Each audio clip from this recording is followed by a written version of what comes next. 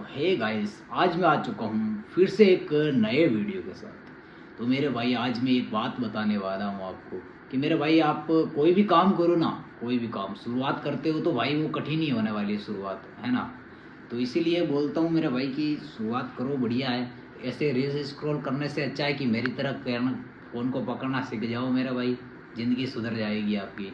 और एक बात फिर भी बोलने जा रहा हूँ कि भाई, मैं कभी कभी नाइट ड्यूटी भी करता हूँ जॉब की, और कभी कभी दिन में भी जॉब करता हूँ, है ना। फ्री टाइम मेरे को बहुत कम मिलता है, एक या आधा घंटा मिलता है, उसके अंदर मैं वीडियो बना के जैसा भी हो एडिटिंग करके डालता हूँ, है ना। तो भाई आप ही बताओ, मैं कैसे हार मान जाऊँगा, है ना।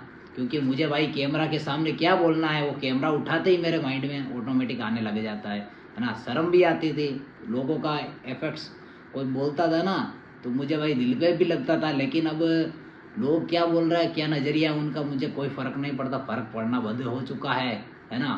तो और कैमरे के सामने बोलने से मुझे शर्म आनी बंद हो चुकी है मेरे भाई, है ना। एडिटिंग नहीं आती मेरा भाई, बैकग्राउंड वाली, वरना मैं तुम जहाँ बोलो वहाँ पर वीडियो बना सकता हूँ, है ना।